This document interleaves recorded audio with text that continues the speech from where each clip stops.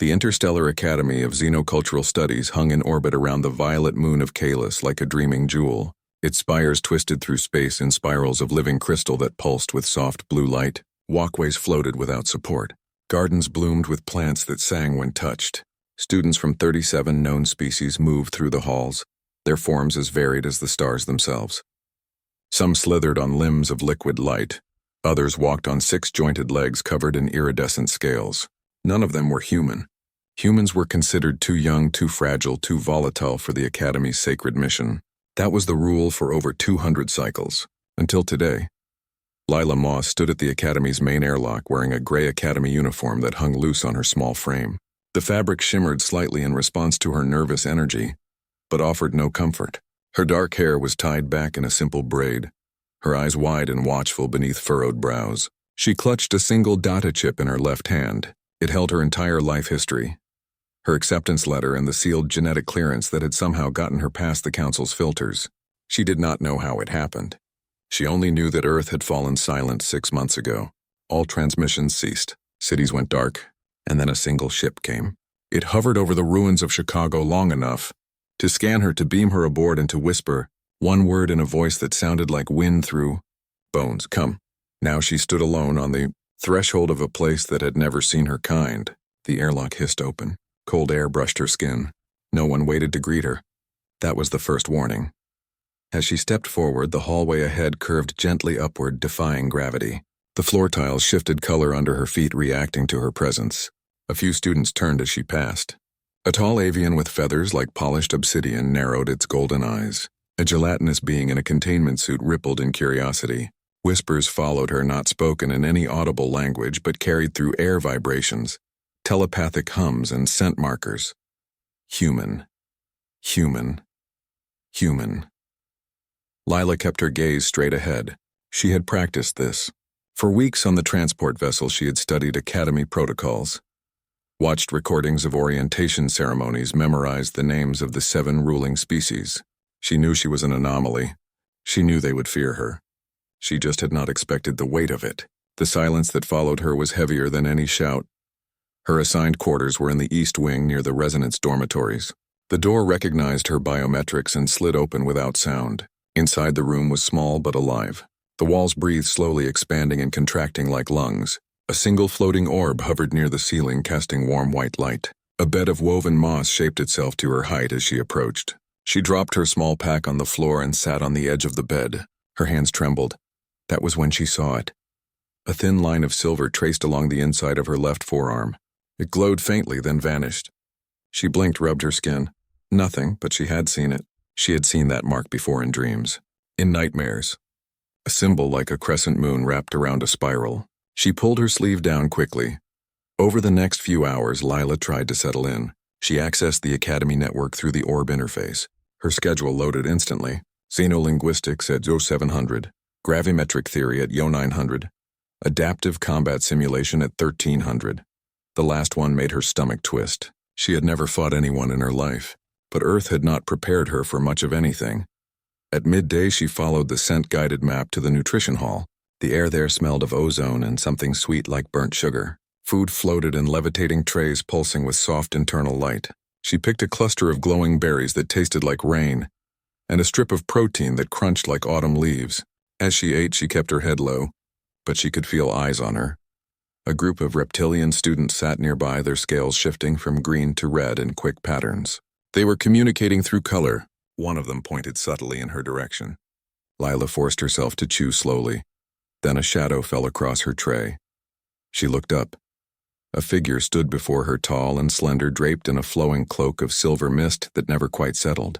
The face beneath the hood was pale, with pointed ears and eyes the color of storm clouds. Long white hair hung in 2 braids tied with thread that shimmered like starlight. The being did not speak, did not move, just watched. Lila's breath caught. She recognized those eyes. Not from life, but from dreams. The same eyes that had watched her sleep for weeks before the ship came. The figure tilted its head slightly, then turned and walked away without a sound.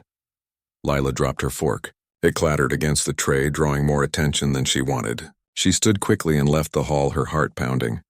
Back in her room, she paced. The mark on her arm burned again. This time it stayed visible longer. She stared at it until her vision blurred. What was happening to her? That night she could not sleep. The academy was too quiet, too still.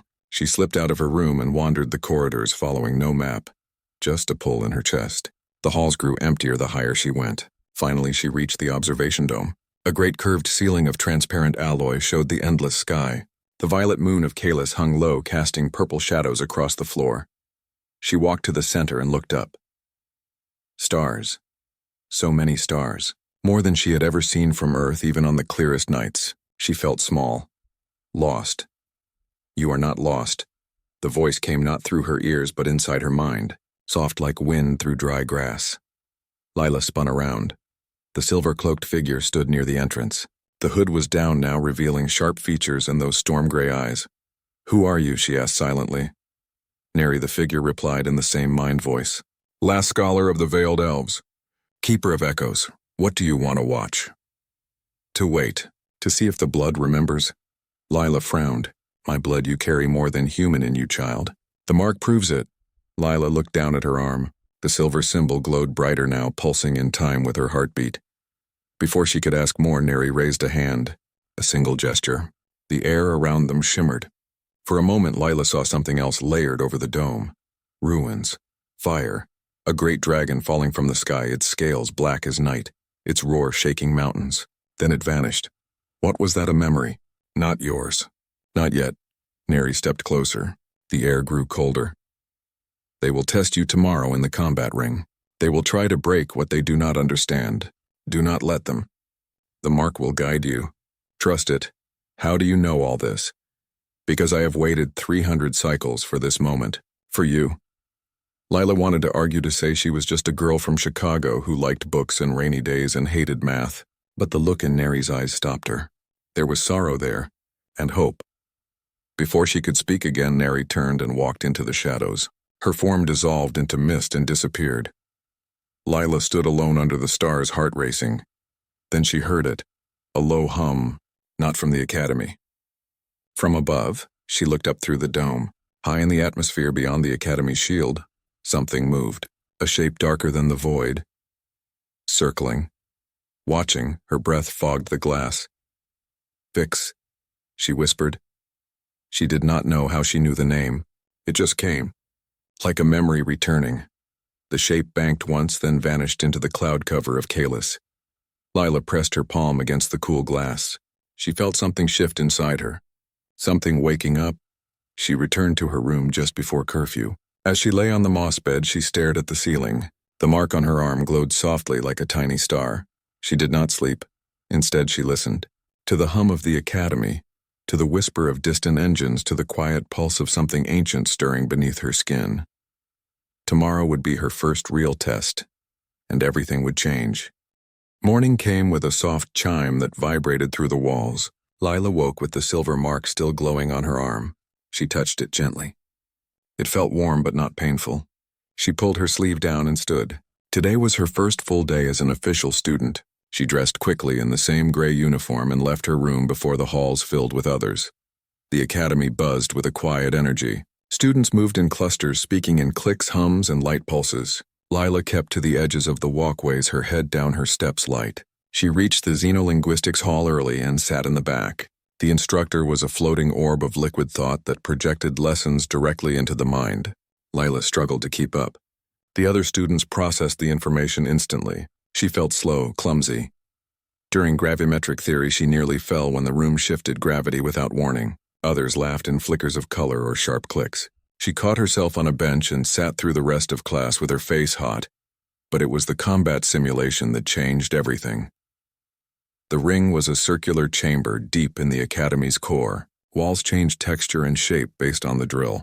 Today it was a rocky canyon under a red sun. Students paired off to test reaction speed, defense, and tactical use of species-specific abilities. Lila was paired with a tall insectoid cadet named Zira, whose exoskeleton could harden on command. The instructor, a four-armed reptilian named Voss, gave the signal. "Begin." Zira lunged fast. Lila stumbled back. She had no weapon, no training. She raised her hands instinctively. And then it happened. A ripple of darkness poured from her palms. Not smoke, not shadow, but something deeper. It wove itself into a shield just as Zira's claws struck. The impact sent sparks through the air, but the shield held. The entire ring fell silent. Voss stepped forward, eyes wide. What was that? Lila stared at her hands. The shield dissolved into thin air. She had not meant to do it. It just came. Neri appeared at the edge of the ring. She said nothing, but her storm-gray eyes burned with recognition. Voss ordered Lila to demonstrate again. She tried, but nothing happened. The mark on her arm flickered once, then dimmed. After class, the whispers became louder. Human. Anomaly. Danger. Some students backed away as she passed. Others watched her with open suspicion. Zira refused to look at her. Back in her room, Lila locked the door and pulled up her sleeve. The mark was stronger now, shaped like a spiral moon wrapped in thorned vines. She traced it with her finger. Images flashed in her mind. A tall elven woman in silver armor. A dragon roaring in the sky. A city burning under twin suns. She gasped and pulled away. That night she could not eat. She sat by the window of her room staring at the violet moon. The mark pulsed gently like a second heartbeat. She wondered if this was why they brought her here. Not because of who she was, but because of what she carried inside. She needed answers. Lila waited until deep night when the academy's lights dimmed and most students rested in harmonic sleep. She slipped into the halls again. This time she did not wander. She followed the pull in her chest like an invisible thread leading her deeper into the academy. She passed closed labs, silent libraries, and sealed vaults. Finally, she reached a corridor lined with doors made of black stone. Each bore a single symbol. One matched the mark on her arm. She reached for the handle. Do not. Neri stood behind her, hood drawn low. Why not? Lila asked. That wing is forbidden. It holds the memories of the veiled elves, the ones who defied the Celestial Council, who bonded with dragons, who were erased. Lila's breath caught. Who were they? Neri stepped closer. Your ancestors. Lila touched her arm. Then why can I go in? Because the archives do not open for blood alone. They open for truth. And you are not ready. Lila frowned. How will I ever be ready? You already are. You just do not know it yet.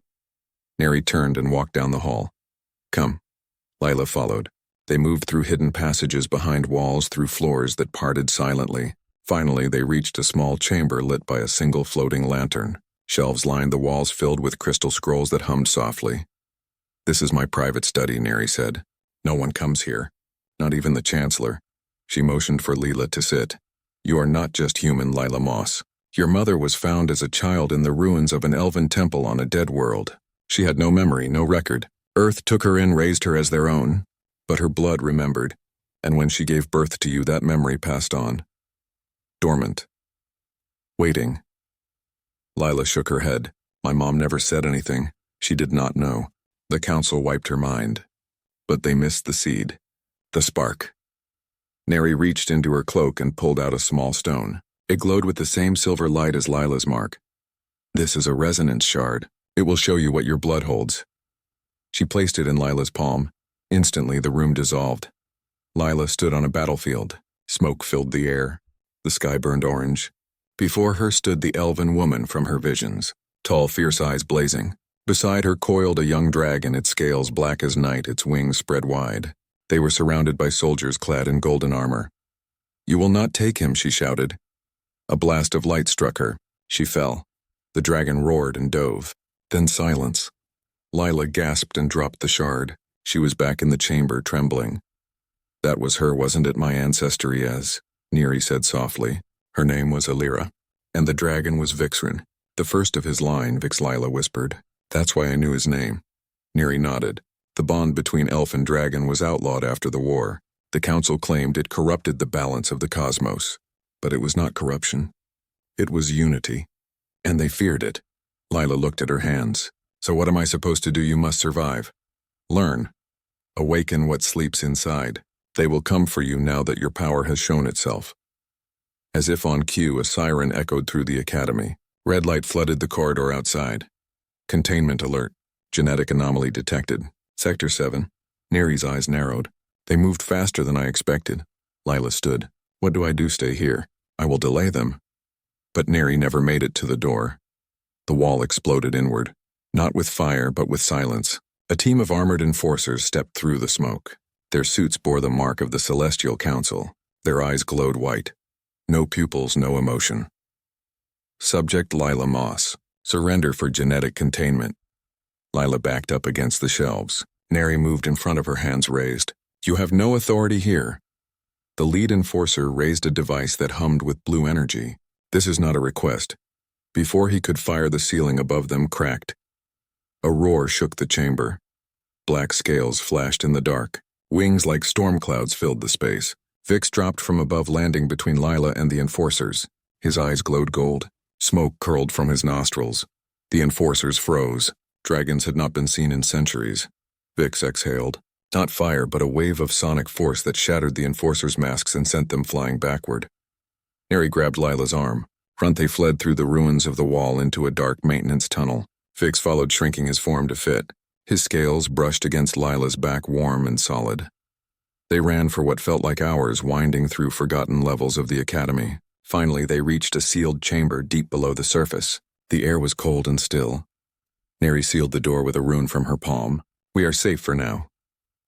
Lila leaned against the wall, breathing hard. Vix curled beside her, letting out a low rumble that felt like comfort. Why did he come for me? Because he has always been yours, Lila. Since before you were born. Since before your bloodline began. Lila looked at the dragon. His golden eyes held centuries of waiting. Then she looked at her arm. The mark now covered half her forearm, pulsing with steady light. She was no longer just a human girl. She was the echo, and the war was not over. The chamber beneath the academy was cold and silent. Walls of ancient stone bore carvings worn smooth by time. Lila sat with her back against the wall. Vix curled close, his warm breath a steady rhythm against her legs. Neri stood near the sealed door, her silver cloak shimmering in the dim light that seeped through cracks in the ceiling. They will search every level, Neri said. The Chancellor will not rest until you are in a containment pod. Who is the Chancellor? Lila asked. Corax, a diplomat of the Krelin Hive. Old, ruthless, and loyal to the Council. He has spent his life erasing what he fears, and you, Lila, are his greatest fear. Lila looked down at her arm. The silver mark now stretched from wrist to elbow, twisting like roots beneath her skin. It pulsed in time with Vix's breathing. Why me? Because you are proof. Proof that the Council lied. That the bond between elf and dragon was never broken. Only hidden.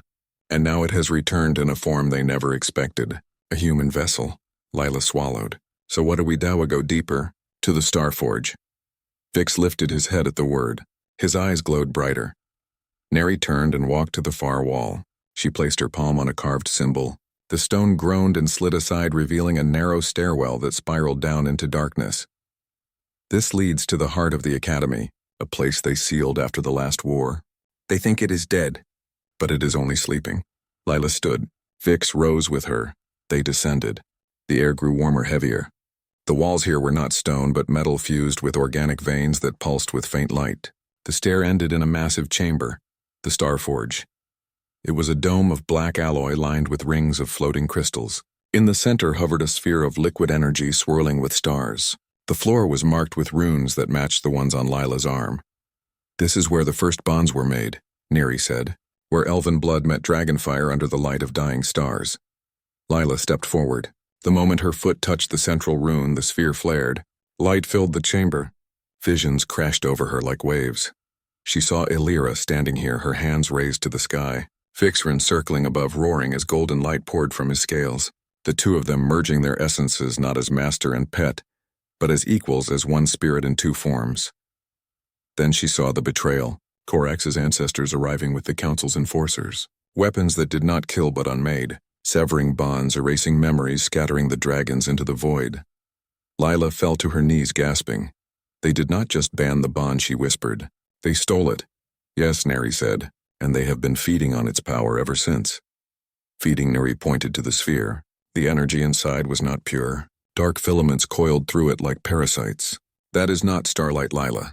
That is stolen life. Drawn from every bonded pair they captured. Your ancestor was the last. But they never found Vixren. They thought he died, but he didn't, Lila said. He waited. For me? Vix pressed his head against her shoulder. A loud thud echoed from above. Then another. The seal on the stairwell trembled. They found us, Neri said. Lila stood. What do we do, Honor? I walked to the center of the chamber. It is time for the truth to return.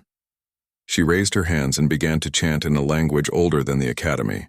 The runes on the floor lit up one by one. The sphere above them spun faster. The door exploded inward. Korak stood in the opening, flanked by a dozen enforcers. His insectoid form was taller than most, his chitin polished black. His many eyes fixed on Lila. "You were a mistake, child," he said, his voice like grinding stone. "A glitch in the genetic archive. But we will correct it." He motioned and two enforcers fired. Not at Lila, but at Vix. Nets of energy shot forward, designed to trap and drain dragon essence. Vix roared and leapt, shielding Lila with his body. The nets struck his scales and sizzled, but did not hold. Instead, they sparked and shattered. Korax tilted his head. "Impossible." "The bond is real," Lila said, stepping forward. "And you cannot break it." She raised her marked arm. The runes on the floor blazed. The sphere above cracked open. Pure light poured out. Not the stolen kind. This was clean, bright, ancient. It washed over the chamber, filling every shadow. The enforcers staggered, their suits flickering. Korax hissed and raised his claws. Neri turned to Lila.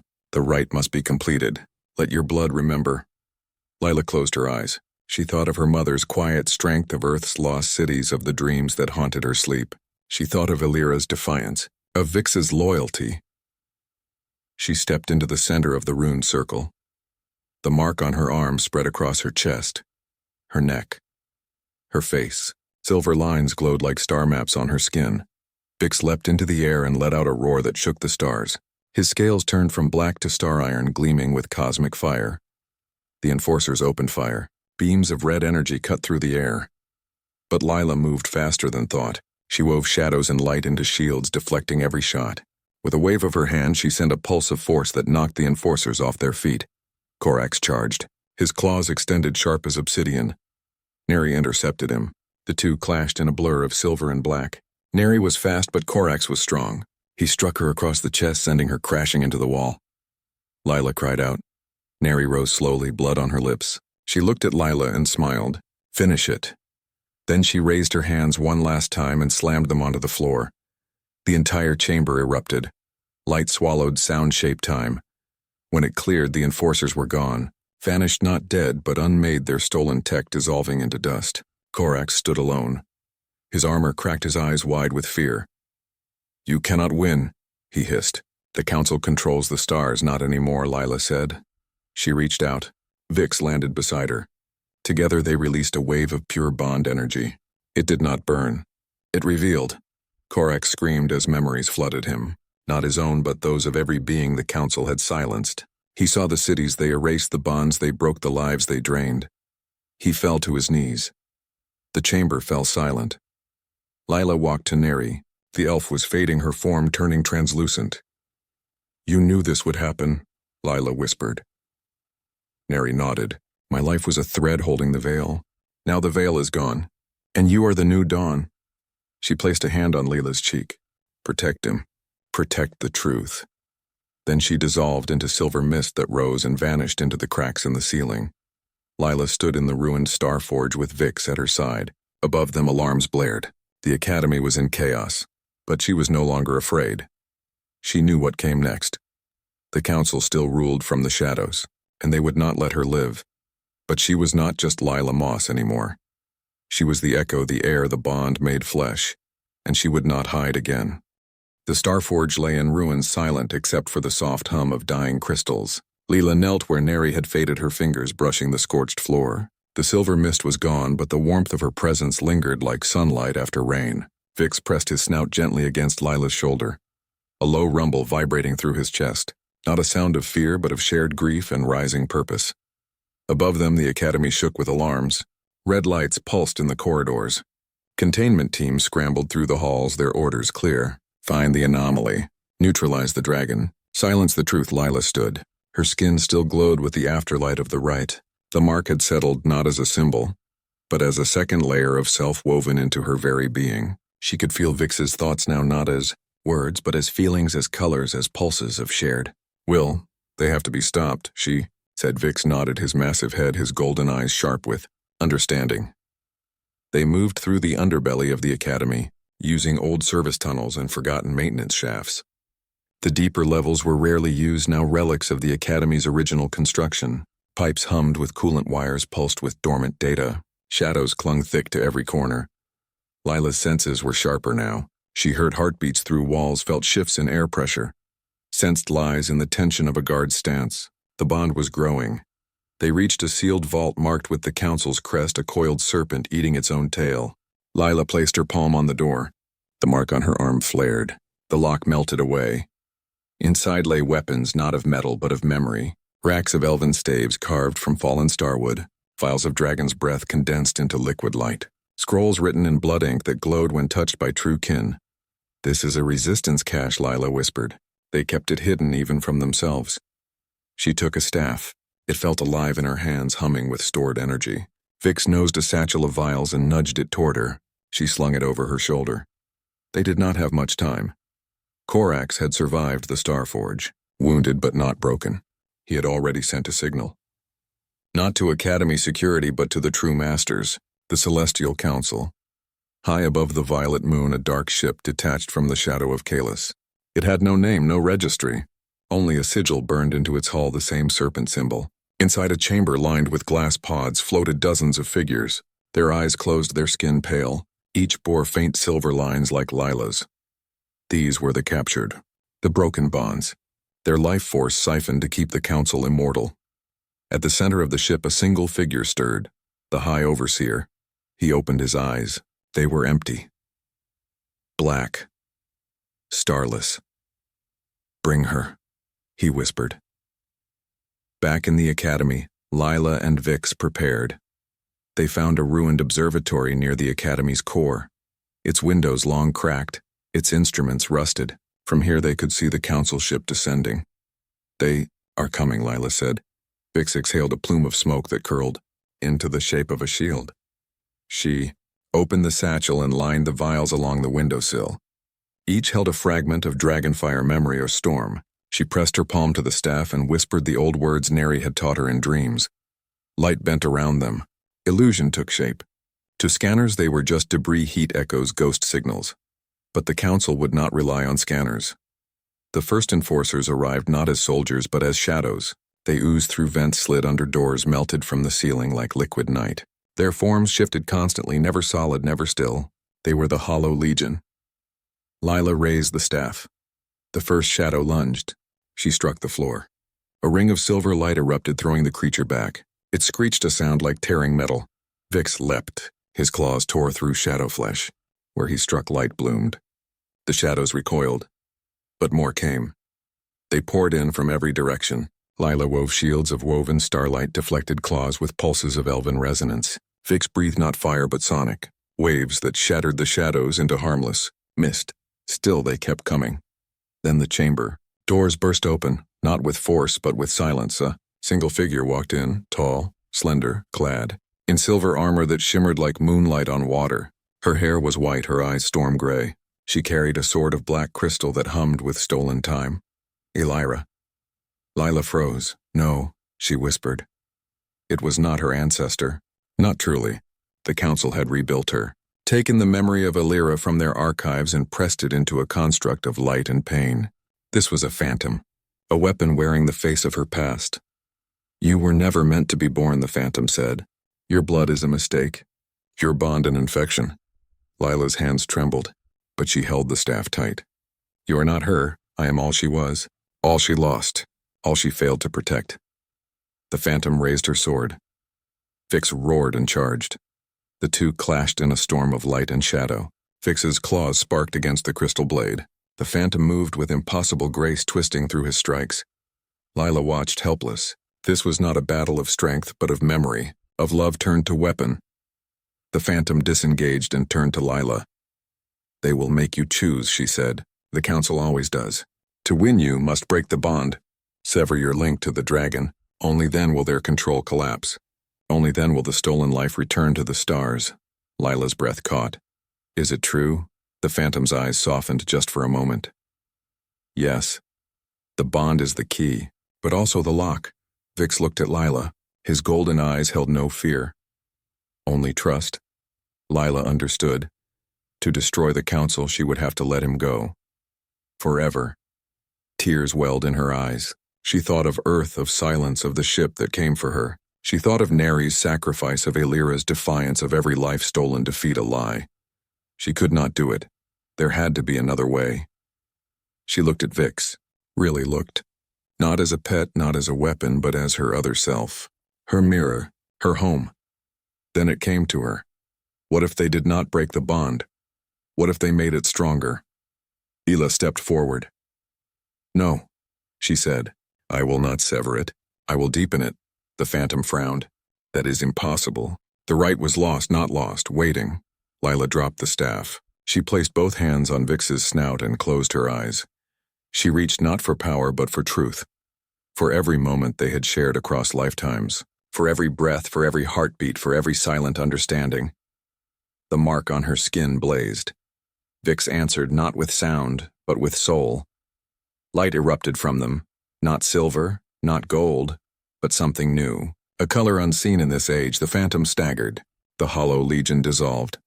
High above the council ship shuddered. The glass pods cracked. The stolen lives sighed and began to wake. The high overseer stood in his chamber, his black eyes wide with terror.